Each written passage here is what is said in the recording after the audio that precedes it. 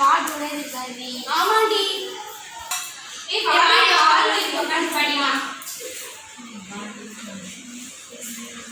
என்னடி தமிழ் புக் படிக்காம English book படிச்சிட்டு இருக்கீங்க? உங்களோட சுதந்திர வரலாறு பத்தி தெரிஞ்சுக்க மாட்டீங்களா? என்னடி நீனும் 1955 இருக்க 2025 தானே சரி. ஆமா ஆமா, நீ உட்காந்து சொகுசா ஏசி காத்துல படிக்கிறதா நமக்கு சுதந்திரம் வாங்கி கொடுத்தாங்க தாண்டி காரணம். சுதந்திரமா யார் வாங்கி கொடுத்தாங்க? யார் நமக்கு வாங்கி தரல?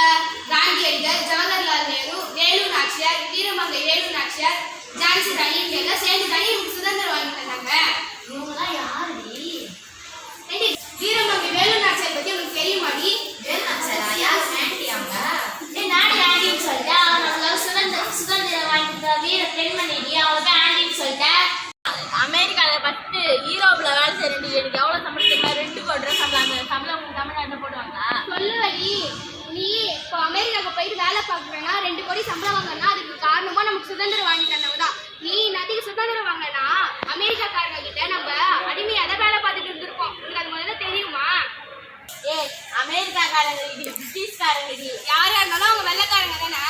இவ்வளோ நேரம் வேலு நாச்சியார் அவன் வந்து சொல்ல பார்ப்பான்.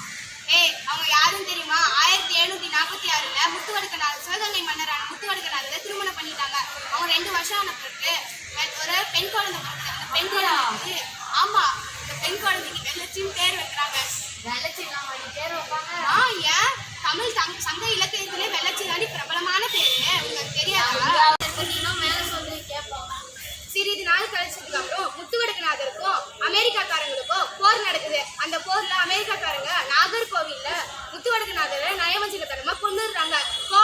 பிரிட்டிஷ்காரங்க மேல கோவப்பட்ட வேலு நாச்சியார் அவங்க மேல கோவத்தோட ஐதர் அலியோடைய பாதுகாப்போட திண்டுக்கலுக்கு தப்பிச்சு போறாங்க. 5 வருஷத்துக்கு கழிச்சு அவங்க திரும்பவும் சிவகங்கைக்கு போறாங்க. அங்க போர் நடத்தி அவங்க பிரிட்டிஷ்காரங்களோட போர் நடத்தி சிவகங்கையை மீட்கிறாங்க. இந்த கதைலாம் உனக்கு தெரியுமா? அவங்க எவ்வளவு பெரிய வீரமங்கை. அதுவும் இல்லாம அவங்களுடைய கை குழந்தையோட அந்த போரை பண்றாங்க. இதனால பெரும் இழப்பு ஏற்படுச்சு. அவங்களுடைய படை தலைமையான புயலி இதனால இறந்து போனாங்க. அது உங்களுக்கு தெரியுமாடி? ஆமாண்டி, இது நான் கேள்விப்பட்டிருக்கேன். இது வந்து எங்க சோசியல் மிஸ் லெசன் நடத்திருக்காங்கடி.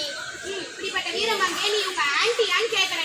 சாரிடி, நான் வாழ்ந்தாலும் நான் அவளை மரியாதை இல்லாமல் பேசியிருக்க கூடாதுடி.